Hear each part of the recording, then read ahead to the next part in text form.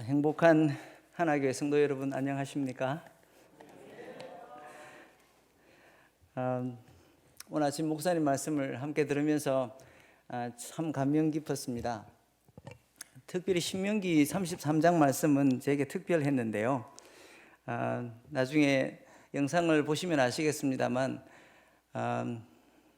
저희가 파푸아에 있는 동안에 코로나에 걸려서 이제 제 몸이 점점 죽어가고 있었던가 봐요. 저는 잘 몰랐는데 간호사인 아내가 제 얼굴을 보고 까맣게 타들어가는 것을 보고 이제 작별의 날이 왔나 보다 이러고 있었는데, 하나님께서 그 하늘을 타시고 오신다는 것이 어떻게 그 당시 저에게는 그 응급 부송을 위한 비행기를 파푸아에서 한 번도 국제선으로 외지로 나가본 적이 없는, 그런 루트가 개척된 적이 없는 그런 곳에서 그것이 허락이 되어서 갈 수 있도록 하나님이 허락하셨던지, 저희는 1998년에 우리 한국에 있는 성경번역선교회라고 하는 GBT를 통해서 파송되었습니다. 신학교에서는 박승일 목사님과 함께 신학 공부를 합신해서 했고요. 그런데 그때 이후로 저희는 기본적인 신학 훈련을 받은 후에 성경 번역을 위한 특별한 언어학 훈련을 한 1년 반여 정도 호주 다윈에서 받고요. 그리고는 인도네시아로 갔다가 인도네시아의 제일 끝에 파푸아뉴기니와 접하고 있는 그곳에 가서 성경 번역을 지금까지 해왔습니다. 막상 98년에 나갔지만 기본적인 언어학 훈련을 마치고 또 우리 완본이라고 하는 정글 속에 있는 한 부족을 찾아서 성경 번역을 시작한 것은 2003년이었는데요. 그러니까 올해로 딱 20년이 된 것이잖아요. 물론 2003년부터 성경 번역을 바로 시작할 수 있었던 것은 아니고, 말만 있고 글자가 없는 부족을 위해서 그들의 언어를 연구하고 문화를 이해하고 출자법을 만들고 하는데 시간을 한 좋게 4년 정도를 쓴 것 같습니다. 그래서 2008년부터 성경 번역을 시작했는데, 이제 2023년 지난 8월 10일 날 창세기와 신약 성경을 드디어 봉헌할 수 있게 되었어요. 지금 이 파푸아 사람들이 아기를 낳으면 아기를 넣어서 다니고, 또 화목을 구하면 화목을 넣어서 이렇게 머리에 이렇게 탁 걸고 다니는 거거든요, 이게. 그런데 성경을 이렇게 넣을 만큼의 곳에 준비해서 왔는데, 좀 이따가 여러분들께 우리 목사님 교회를 대표해서 헌정했으면 합니다. 이런 일들이 있기까지 우리 목포 하나교회가 얼마나 온 정성을 다해서 저희를 돕고 격려해 오셨는지, 또 여러분이 기도해 주셨는지 그 정성을 알기에 오늘은 선교 보고를 드린다기보다는 감사 인사를 드리고, 하나님께서 여러분의 노고와 동력을 통해서 어떤 일을 하셨는지를 알려드리려고 왔습니다. 사진을 보시면 아시다시피 저희가 어린 아이들과 함께 그곳에서 쭉 지내면서 그곳 말을 배우고 성경을 번역하고, 그리고 예수 영화라든지 누가복음 영화라든지 성경을 읽었으면 알 수 없는 그곳의 문화나 이런 풍습들을 미디어로도 접할 수 있도록 했고요. 그리고 드디어는 신약 성경 전체를 오디오로 녹음을 해서 그 드라마 바이블로, 이제 핸드폰이 있는 사람은 성경 몇 장 몇 절하고 누르기만 하면 이제 글자가 노랗게 하이라이트가 되면서 음성으로 들을 수 있도록, 일터에서나 또 노를 저으면서도 들을 수 있도록 이렇게 되어서 봉헌을 하게 되었습니다. 얼마나 감사한지요. 다시 한번 말씀드립니다만, 하나님께서 여러분들의 수고와 기도와 그런 노고가 함께 곁들여지지 않았다면 결코 이루어질 수 없는 일입니다. 그래서 여러분들께 감사하고 싶고요. 일단 봉헌식이 어떻게 이루어졌는지 간단하게 다시 한번 보겠습니다. 이번에는 봉헌식 비디오를 상영해 주시면 감사하겠습니다.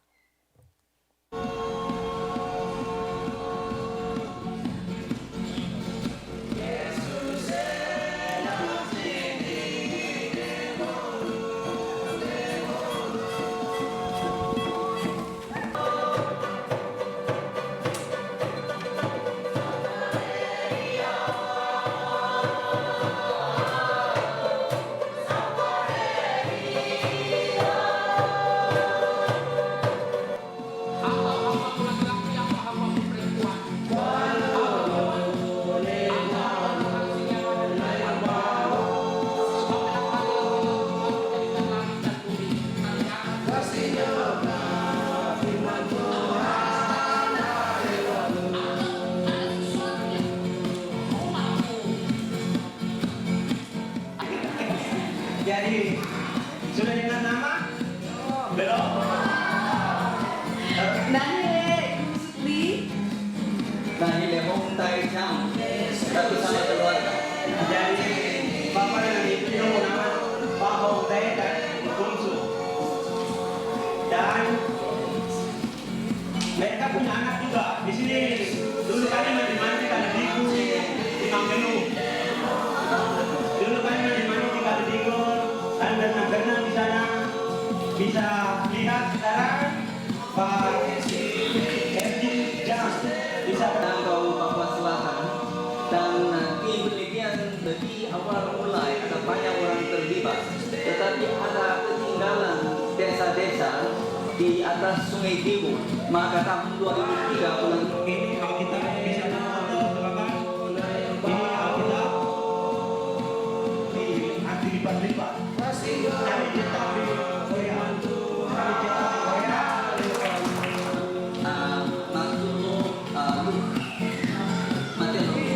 jadi kalau mulai akan kelihatan begini untuk baca bisa cari buku tadi. Yesus에 러고니는 tamar kembang ko kiling ka to taro wa man bone kami bagene ndo ande mo ka embedi bagene odi Kerja di saya. Terima kasih. Bagi mewakili seluruh pelayan-pelayan jemaat di Deli di anak Plaza, saya saling mengambil keputusan bersama. Bekerja mengumpulkan orang percaya itu sebabnya itu.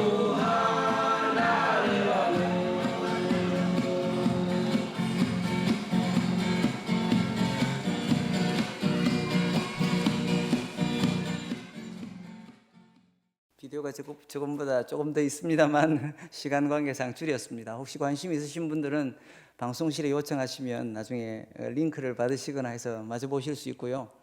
오늘 아침에는 여러분의 자녀들인 주일학생들과도 나눌 수 있어서 참 감사했습니다. 하나님께서 웬 은혜로 저에게 한 부족을 위해서 하나님 말씀을 전할 수 있는 이런 특권을 주셨는지요. 다시 한번 말씀드리지만 그것이 저의 능력으로만 되는 것이 아니라 여러분의 동력으로 가능했기 때문에 우리 목사님, 우리 교회를 대신해서 이 책을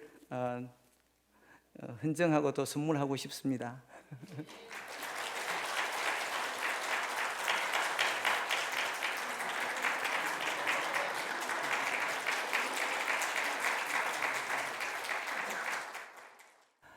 이런 경험을 바탕으로 저희는 오늘 아내를 대신해서 제가 말씀을 전합니다만 요한복음 아까 읽었던 말씀 창세기 18장에 나온 말씀으로 하나님의 친구들이라고 하는 제목을 한번 생각해 보았으면 합니다. 요한복음 15장에 아까 읽으신 말씀에는 우리 주님께서 우리가 잘 아는 익숙한 비유를 하나 들려주시는 모습이 나오는데요. 바로 나는 포도나무고 너희는 가지다. 너희가 내 안에 있으면 많은 열매를 맺을 수 있다. 그 말씀을 하시잖아요. 근데 그 말씀과 더불어 우리 주님께서 하신 말씀 중에 아주 우리의 눈과 귀를 의심하게 할 만한 특별한 구절이 표현이 하나 나옵니다. 여러분들에게는 익숙해서 그냥 지나치셨을 수도 있는데요. 요한복음 15장 말씀 다시 한번 보시면 그게 어떤 말씀이 있는가 하면 너희는 이제 종이 아니라 나의 친구다라는 말씀이 있어요. 제자들에게 이 말씀을 하시는 분이 어디 보통 분이십니까? 그냥 성경을 가르치는 유대의 많은 랍비들 중에 한 사람도 아니었고요. 요한복음은 특별히 태초에 말씀이 계셨다. 그 말씀은 하나님과 함께 계셨다. 그리고 그분이 빛으로 우리에게 오셨다. 그리고 그분이 우리 가운데 거하심에 우리가 그분의 영광을 보니 은혜와 진리가 충만하더라. 이런 말씀으로 요한복음이 시작되는데요. 바로 그 하나님과 함께 계셨던 하나님의 아들이시고 그 말씀으로 말미암아 세상이 다 지어졌다고 말하는 세상의 창조주이신 예수 그리스도께서 제자들에게 그리고 나아가서는 우리들에게 하시는 말씀이 너희는 이제 더 이상 종이 아니라 친구다 이렇게 말씀하시는 것이니까 세상 어디에 이런 성격이 있습니까? 어떤 사람이 사업을 같이 시작했다 치죠. 그러면 동업자, 파트너 정도이잖아요. 근데 한 평사원이 승진을 해서 그 사장과 동력자가 되고 친구가 되어도 엄청난 영예인데 세상을 창조하신 말씀이신 그리스도 하나님의 아들께서 지금 우리에게 너희는 나의 종이 아니다, 친구다 이렇게 말씀하시니까 이런 격상, 명예와 지위의 격상이 또 어디에 있답니까? 그래서 생각해 보면 어떻게 창조주이시면서 만물을 당신의 뜻대로 창조하신 분이 뭐가 아쉬워서 우리를 그분의 친구로 초대하실까, 그런 의문을 한번 갖게 됩니다. 그런데 성경 전체로 보아서 하나님께서, 그리고 우리 주님께서 하나님과 함께 계셨으니까 예전 구약 시대로부터 당신의 종들을 친구라고 부르신 예가 없지 않아 있습니다. 그것이 누구였겠습니까? 다름 아니라 하나님의 친구라고 불리운 아브라함, 그리고 모세도 있지요. 드물긴 합니다만 이사야 41장 8절은 이렇게 말합니다. 나의 종 너 이스라엘아, 나의 택한 야곱아. 이스라엘들은 나의 종이라고 말씀하시고 특별히 아브라함에게 가서는 나의 벗 아브라함의 후손아 이렇게 말하잖아요. 실제로 이사야가 하나님의 말씀을 증거하고 있는 것인데 하나님께서 아브라함을 나의 벗이라고 부르셨다는 것이죠. 마찬가지로 출애굽기 33장 11절에 가면 사람이 자기의 친구와 이야기함같이 여호와께서는 모세와 대면하여 말씀하셨다고 합니다. 그러니까 모세도 하나님께 친구 대접을 받았다는 것이죠. 아브라함이 믿음의 조상인 줄 우리가 잘 압니다. 하지만 믿음의 조상으로서 그가 하나님 앞에 의롭다 하심을 받은 것은 우리가 알겠는데 대체 무엇이 그로 하여금 하나님의 벗이라고 칭함을 얻는 이런 영예를 얻게 만들었을까요? 그래서 하나님과 아브라함, 하나님과 모세의 그 특별한 관계에 아주 궁금증이 일어나는 것입니다. 그런데 오늘 우리가 읽었던 요한복음 아까 15장 말씀에는 누구를 하나님의 친구라고 불리우는데 아주 단서가 될 만한, 무엇이 그것을 가능하게 하는가 하는 그 단서가 거기에 드러나 있는 것이죠. 15절을 다시 보면 이렇게 되어 있습니다. 이제부터는 너희를 종이라 하지 아니하리니 종은 주인이 하는 것을 알지 못함이라. 너희를 친구라 하였노니 내가 내 아버지께 들은 것을 다 너희에게 알게 하였음이니라. 이렇게 말씀합니다. 즉 이 말씀에 의하면 누구를 주님께서 친구라고 부르시는 이유는 단 한 가지입니다. 그들이 주님과 함께 오래 머무르면서 아주 피곤한 밤잠을 설치는 그런 잠도 자보았고, 개들이 깨우는 그런 새벽잠을 설치는 그런 경험도 해보았고, 이 동고동락한 것 때문이 아니라 예수님께서 아버지로부터 들은 계획, 그 뜻하신 바를 그들에게 알려주신 사실에 기초한다는 것이죠. 주님께서 마음에 품으신 생각, 그 계획을 모르면서도 그 일을 거둘 수 있습니다. 그 진심이나 방향을 이해하지 못한 채 그때그때 맡겨진 지시만 따르는 일도 가능하다는 것이죠. 하지만 그렇게 되면 종에 지나지 않습니다. 시킨 것만 곧이곧대로 따라하는 거든요. 그런데 주님께서는 이렇게 말씀하시는 것이죠. 너희는 이제 주인이 하는 것을 알지 못한 채 시킨 일만 따라하는 종이 아니다 라고요. 아니나 다를까 하나님께서 하시려던 일을 사람에게 알리시고 그 사람이 결국 하나님의 친구라고 불리운 일을 우리가 앞서 아브라함의 이야기를 통해서 읽었습니다. 모세의 경우도 마찬가지고요. 어떻게 된 일인지 창세기 18장으로 가서 잠시 살펴보았으면 합니다. 창세기 18장은 아브라함이 고대의 헤브론 근처 우리가 잘 아는 그 상수리 나무 아래에 장막을 쳤을 때 여호와께서 그를 방문하신 일을 다루고 있습니다. 그를 방문한 분들은 모두 세 분이었는데요. 정작 아브라함이 대화한 당사자는 여호와 하나님 한 분이었어요. 그래서 하나님께서 그전에도 여러 번 약속을 하셨지만 무슨 약속을 하시나요? 내가 너에게 친자가 있게 할 것이다. 약속을 하셨지만 드디어 내년 이맘때 드디어 네가 아들을 보게 될 것이다 라고 하는 말씀을 이때 하셔요. 그리고는 이런 약속을 주시면서 아브라함이 차려준 음식을 먹은 이 세 분은 이제 일어나서 소돔 방향으로 길을 떠나기 시작하십니다. 그때 전송하러 나온 아브라함을 두고 여호와 하나님께서 다시 말씀을 하셔요. 가던 길을 멈추시고. 그렇지만 자세히 보면 처음 몇 절은 하나님께서 스스로에게 하시는 말씀입니다. 마치 독백처럼요.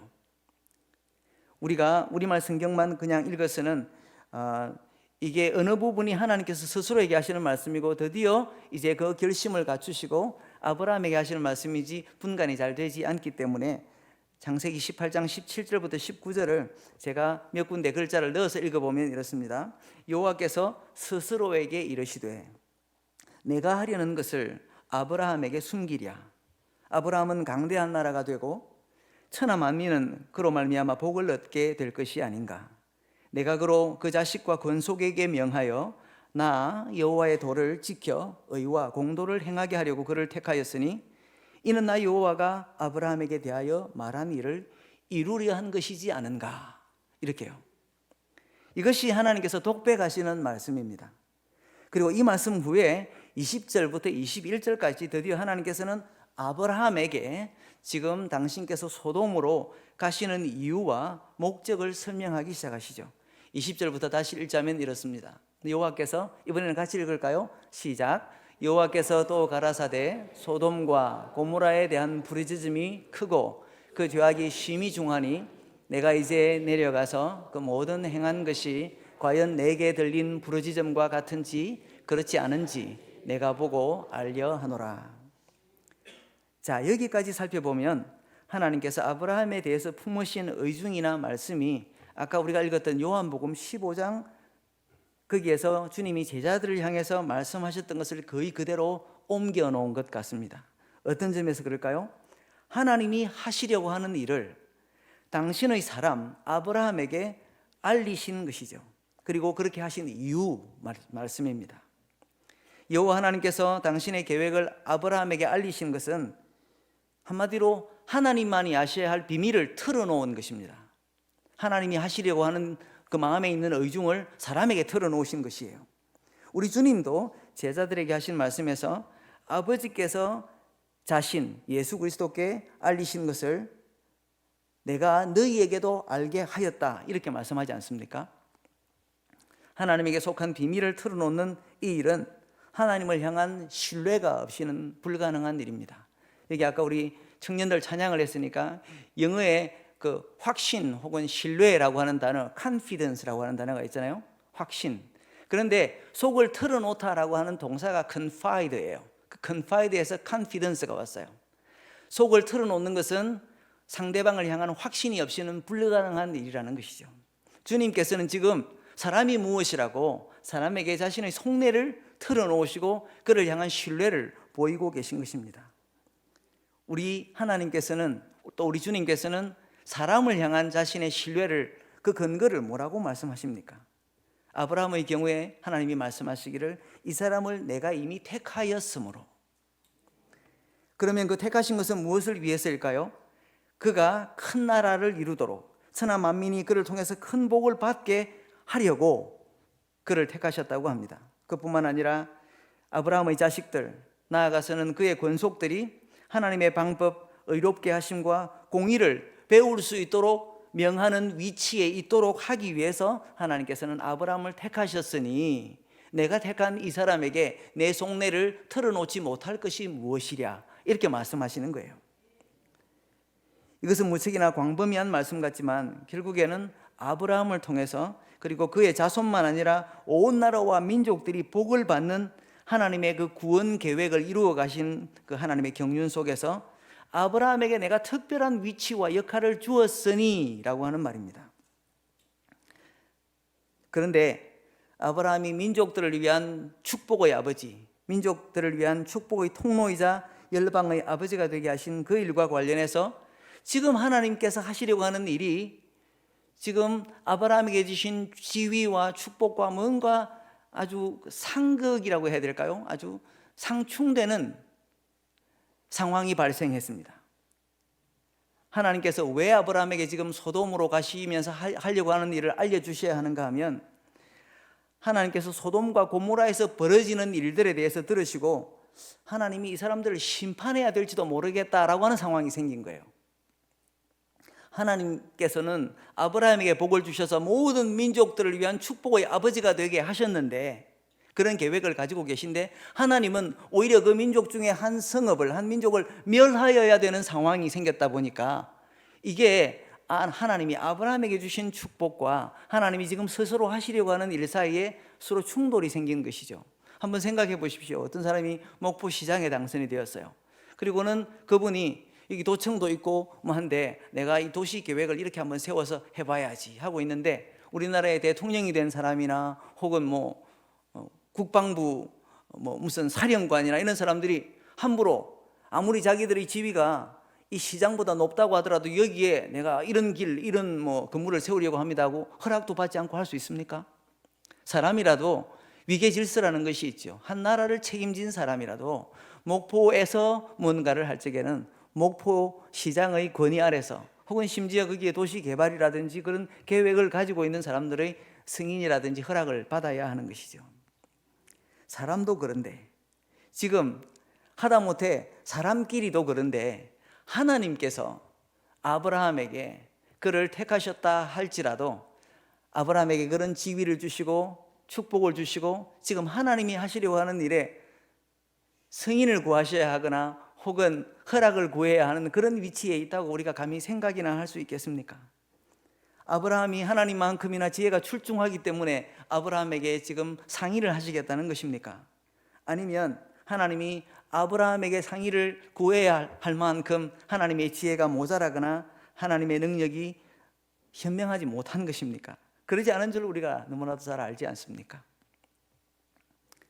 하지만 하나님께서는 그를 모든 민족을 위한 축복의 자리에 임명하셨고, 그리고 그것도 모자라서 하나님의 계획을 틀어놓으시고, 그랬기 때문에 아브라함은 하나님이 하시려고 하는 일에 마치 배나 비행기가 바람을 타서 방향을 바꾸기도 하는 방향타처럼, 혹은 그 바다에 그 배를 조정하는 키처럼 그런 일정하고 중요한 역할을 아브라함에게 지금 맡기시는 것입니다. 우리는 흔히 생각하기를 하나님이 계획 다 해놓으시고 지금 한번 멋쩍게 물어보시는 것이려니 할 수 있습니다. 하나님은 지금 당신께서 하실 일을 다 정하고 오셨을까요? 그렇지 않습니다. 앞서 말씀하신 20절과 21절을 한번 다시 보시죠. 여호와께서 또 이르시되 소돔과 고모라에 대한 부르짖음이 크고 그 죄악이 심히 무거우니 내가 이제 내려가서 그 모든 행한 것이 과연 내게 들린 부르짖음과 같은지 그렇지 않은지 내가 보고 알려 하노라. 하나님께서 지금 심판하려고 작정을 하고 오셨습니까? 알아보겠다고 하시잖아요. 알아보겠다고. 내가 들은 것과 과연 상황이 옳은지 그런지 한번 살펴보겠다고 말씀하시지 않습니까? 이것으로 하나님께서는 아브라함이 하나님의 일에 개입할 여지를 주신 것입니다. 아니나 다를까 아브라함은 소돔을 떠나려고 하던 여호와 하나님 앞에 서서 이 성의 사람들을 위한 중보를 시작합니다. 그리고 그 중보 기도에 대응하시는 하나님은 한없이 열린 마음으로 아브라함의 부탁을 듣고 응답하십니다. 모두 6번에 걸친 아브라함의 협상 같은 기도를 우리가 단지 아브라함이 조카 롯을 위해서 소중한 가족 카드를 꺼내들었다 이렇게 생각하면 안 됩니다. 그랬더라면 롯 가족이 몇 명 된다고 처음부터 50명의 의인이 있다면 이렇게 시작하겠습니까? 롯 가족 몇 명 되지 않는데요. 그보다 앞서 아브라함은 그 성의 사람들을 감싸는 중재자의 역할을 했습니다. 그리고 또한 하나님 앞에서 하나님의 의로운 심판이 하나님의 정의에 누가 될까 봐 염려하는 그런 목소리도 냅니다. 23절부터 25절을 보시죠. 같이 읽겠습니다. 시작. 가까이 나아가 이르되 주께서 의인을 악인과 함께 멸하시려나이까. 그 성중에 의인 50명이 있을지라도 주께서 그곳을 멸하시고 그 50의인을 위하여 용서하지 아니하시리이까. 주께서 이같이 하사 의인을 악인과 함께 죽이심은 부당하오며 의인과 악인을 같이 하심도 부당하니이다. 세상을 심판하시는 이가 정의를 행하실 것이 아니니까. 그 성에 있을지도 모르는 의인 50명은 성 전체의 주민에 비해서 아주 소수에 불과했을 것입니다. 그 숫자는 앞으로 말할 그런 45명이라도 있으면 40명이라도 있으면 점차 줄여가는 그 숫자에 비하면 아주 이제 그 숫자는 적은 것이죠. 한마디로 그 말은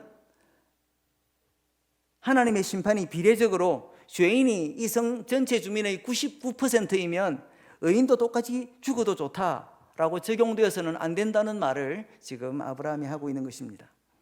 그렇기 때문에 아브라함이 드린 중보의 핵심은 그 숫자가 얼마가 되었든 의인이 죄인들 때문에 함께 싸잡아 죽임을 당하면 안 되지 않습니까? 하나님, 이런 말씀을 드리고 있는 것이죠.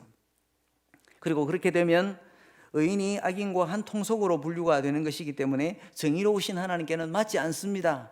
이런 진언을 감히 하나님께 드리고 있는 것입니다. 하나님은 아주 쿨하십니다.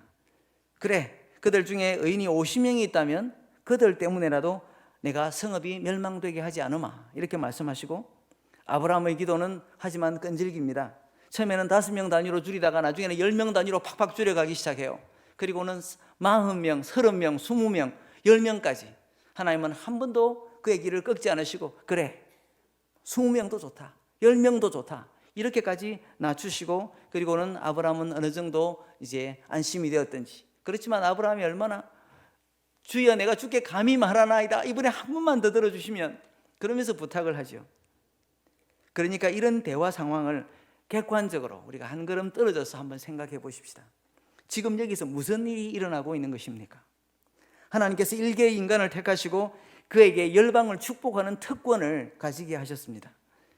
그리고 그 위대한 역할에 걸맞게 그중 한 민족, 한 승에 불과한 백성들에게 하나님이 하시려고 하던 심판까지도 알리시면서, 그리고 아브라함이 하나님의 일에 개입할 여지를 주십니다. 그리고 아브라함의 개입은 그 중보 기도로 이루어졌죠. 그러니 누가 이 기도를 그렇고 그런 기도라고 하겠습니까, 여러분? 여러분께서 완분 부족을 위해서나 여러분이 후원하고 있는 선교사들을 위한 기도가 어떻게 그렇고 그런 기도라고 하겠습니까? 제가 게스트하우스에 묵었는데요, 사모님 성경책 밑에 책가풀까지 입혀놓은 기도 책자가 있습니다. 아주 두꺼운. 참 여러분들의 그 기도하는 마음이나 또 목사님 내외분이 기도하는 마음이 느껴지는 대목이었습니다. 이분들이 그냥 후원하는 게 아니구나 하는 생각을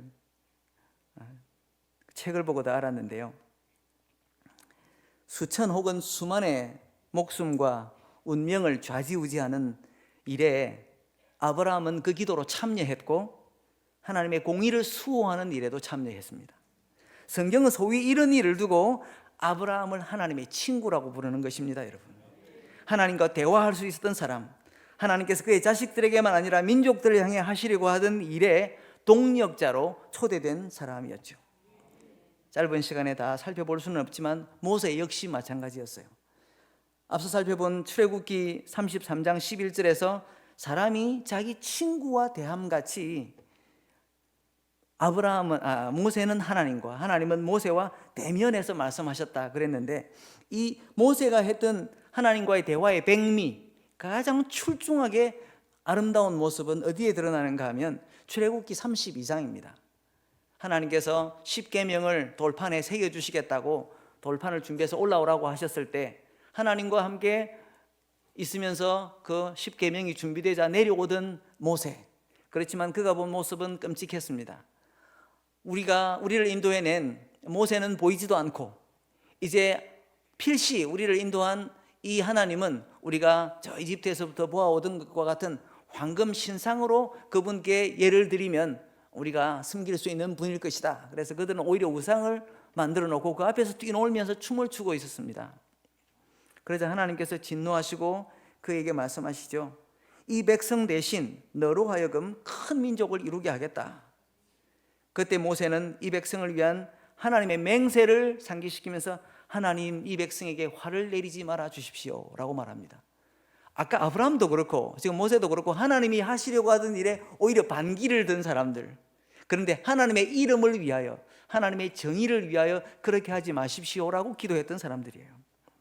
모세와 아브라함의 기도 속에서 성경이 이들을 하나님의 친구라고 부르는 공통점을 발견하십니까, 여러분? 그들은 단순히 하나님과 대화한 사람들이 아니었습니다. 하나님이 그들에게 맡기신 사람들을 통솔하고 축복을 수여하는 데 있어서 하나님의 마음을 일깨우고 하나님의 맹세를 상기시키고 언약을 일깨우고 하나님의 정의를 간청했기 때문입니다. 그리고 무엇보다도 하나님께서 먼저 그들에게 당신의 일을 알려주셨기 때문에 그 일들이 가능했어요. 그리고 아브라함이나 모세는 그 역할을 멋지게 감당합니다. 그처럼 적어도 하나님의 친구는 하나님께서 자신에게 맡기신 권위와 그리고 민족과 공동체를 위한 하나님의 구원 사역에 있어서 그들을 통해서 알려질 하나님의 의를 위해서 기도합니다. 구약 성경에서 하나님의 친구로 불린 사람들이 하나님과 가졌던 이런 관계를 우리가 생각하면서 이제 요한복음으로 되돌아가 보시죠. 우리 주님께서 제자들에게 어떻게 말씀하십니까? 아브라함과 모세에게 당신의 일을 알리시면서 세상의 모든 민족에게 복을 끼치라, 이스라엘을 인도해라, 이런 특권을 주셨던 것처럼 이제 제자들에게는 주님께서 어떤 목적을 가지고 당신의 계획을, 하나님 아버지께서 자신에게만 알리신 계획을 심지어 이 제자들에게까지 알리시냐 말이죠. 그것은 아까 읽었던 15절과 16절에 이렇게 말씀합니다. 같이 읽겠습니다. 이제부터는 너희를 종이라 하지 아니하리니 종은 주인의 하는 것을 알지 못함이라. 너희를 친구라 하였노니 내가 내 아버지께 들은 것을 다 너희에게 알게 하였음이니라. 너희가 나를 택한 것이 아니요 내가 너희를 택하여 세웠나니 이는 너희로 가서 열매를 맺게 하고 또 너희 열매가 항상 있게 하여 내 이름으로 아버지께 무엇을 구하든지 다 받게 하려 함이니라. 아멘. 우선 사람들이 주님을 택한 것이 아니라 주님이 그들을 친구로 택하셨다는 사실은 아브라함에게나 모세에게나 지금 제자들에게나 똑같습니다. 그런데 이제 제자들을 친구로 초대해서 이루시려고 하는 주님의 목적에 있어서만큼은 좀 그 어떤 폭이 다릅니다. 세상의 모든 민족을 위한 축복의 아버지로 섬기게 하려고 아브라함을 택하셨고, 이스라엘 민족을 특별히 애굽에서 이끌어내어 이제는 자유의 땅으로 하나님의 택하신 민족으로 세상의 열방의 빛으로 삼으시려고 인도하는 역할은 모세에게 맡기셨고, 그런데 이제 제자들에게 주신 말씀은 지경에 한계가 없어요. 그 양과 질 역시도 무한정의 축복을 염두에 두고 있습니다. 제자들의 삶과 사역이 열매를 맺되 그 열매가 항상 있으며 주님의 이름으로 아버지께 구하는 것이 무엇이든 항상 언제나 받을 수 있다고 말씀하지 않습니까? 주님께서 여러분에게 아브라함과 모세 그리고 제자들을 친구로 부르시면서 각각 염두에 두셨던 축복 중에 하나만 고르라고 하면 여러분은 아브라함 거 하겠습니까? 모세 거 하겠습니까? 제자들 거 하겠습니까? 네, 대답들을 하지 않으시는군요. 저 같으면 제자들 거 하겠습니다. 제자들에게 준 하나님의 축복은 어떻게 보면 아브라함과 모세에게 준 것보다도 더 지경이 한계가 없는 아주 영원한 것이거든요. 우리는 우리 주님 그리고 하나님이 하시려고 하는 일을 알고 거기에 초대된 친구들의 이야기를 생각했습니다. 아브라함이나 모세가 하나님의 계획과 마음을 알고 감히 하나님과 대화하며 하나님의 의를 위해서 진정하는 자리로 나아갈 수 있었던 것처럼 주님은 당신의 계획을 제자들에게 알리시고 친구라고 부르셨으니까 제자들도 주님의 뜻, 주님의 이름으로 무엇이든지 구하라고 하십니다. 하나님의 나라를 위해서, 그리스도의 몸인 교회를 위해서 불림을 받고 의미 있게 섬기려고 하는 우리 모두는 그 어떤 자부심보다 그가 우리를 자신의 친구로 부르셨다는 이 위대한 특권에 눈을 뜨는 것이 가장 우선입니다. 지금 목사님이, 전도사님이, 부목사님이, 장로님이 여러분들에게 뭔가를 부탁한 게 아니에요.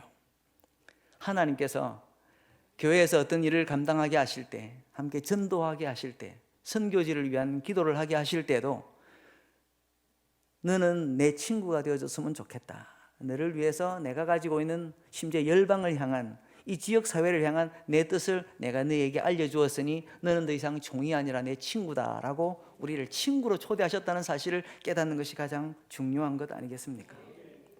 주님이 자신의 계획을 툭 털어놓으시고 그 진심을 알게 하셨다면 그 마음을 듣고 친구로 초대된 사람이 할 몫은 무엇이겠습니까?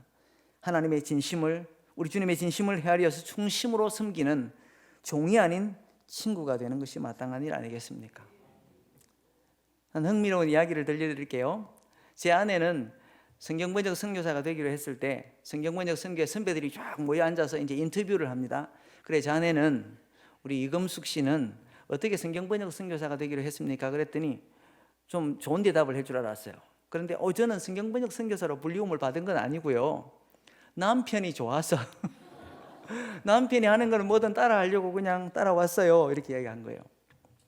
그래서 한동안 사실 저 성경번역을 2008년에 저희가 시작했는데 그전에는 완본어로 된 이제 성경번역을 할 수 있는 모든 문법적인 기초, 철자법의 기초 이런 걸 다 만들었죠. 그리고 제가 창세기 처음 5장을 드디어 천신만고 끝에 1년 동안 지금 이게 말이 되기는 되는 건가 처음으로 글자라고 하는 것으로 완본 말로 그것도 성경을 썼으니까요. 그러고 있을 때 파푸아에 있던 그 성경 번역 단체에서 저에게 지역 대표를 맡아달라고 부탁을 했어요. 그래서 저는 성경 번역 선교사니까 행정이 제 주된 업무는 아니고 제가 1년만 하겠습니다. 그러고는 했는데 그 뒤에 책임자가 없자 저에게 계속해서 1년만 더 이렇게 이제 된 거죠. 그래서 결국에는 저는 지금 아시아 전체 책임을 맡고 있는데 그러다 보니까 아내가 볼 때 그 성경 번역은 이렇게 되면 우리 완본 사람들이 기다리던 기대에 들떠 있는 일은 언제 끝날까? 그러다가 결국에는 그래 뭐 남편이 하지 않으면 내가 해야지 뭐 그러면서 이제 두 팔 걷어붙이고 아내가 성경 번역을 배우고 하기 시작한 거예요. 고맙게도 원래는 간호사였는데 국어 국문학을 공부를 했어요, 아내가. 그렇게 해서 성경 번역을 할 적에 저에게 한동안 불평이 좀 많았습니다.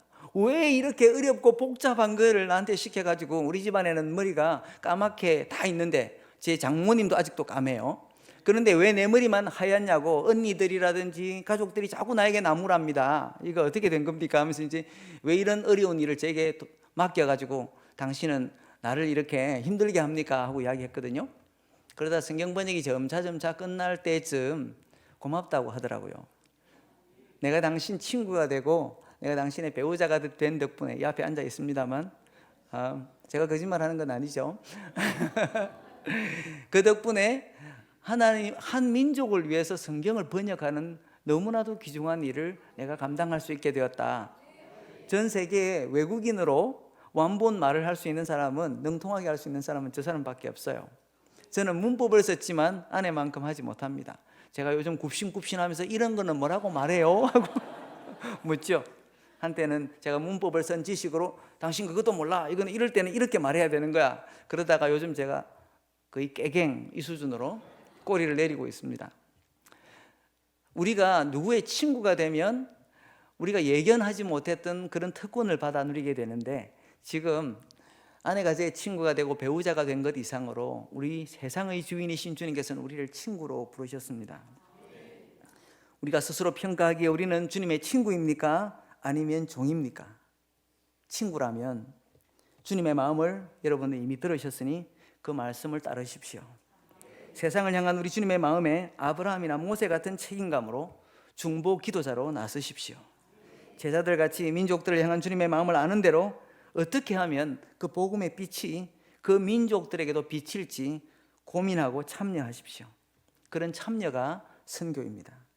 그런 선교는 우리로 하여금 또 여러분의 가족으로 하여금 그분의 뜻에 진심으로 수종드는 친구로 격상되게 합니다. 여러분은 그렇게 하시겠습니까? 여러분은 이미 그렇게 해오셨고 지금도 그렇게 섬기고 계십니다. 하지만 우리 주님이 보시기에 더 깊은 친구와 동력자의 자리로 우리 주님의 존전으로 더 가까이 다가서는 여러분 한 분 한 분 우리 하나교회 공동체가 되기를 진심으로 축원합니다.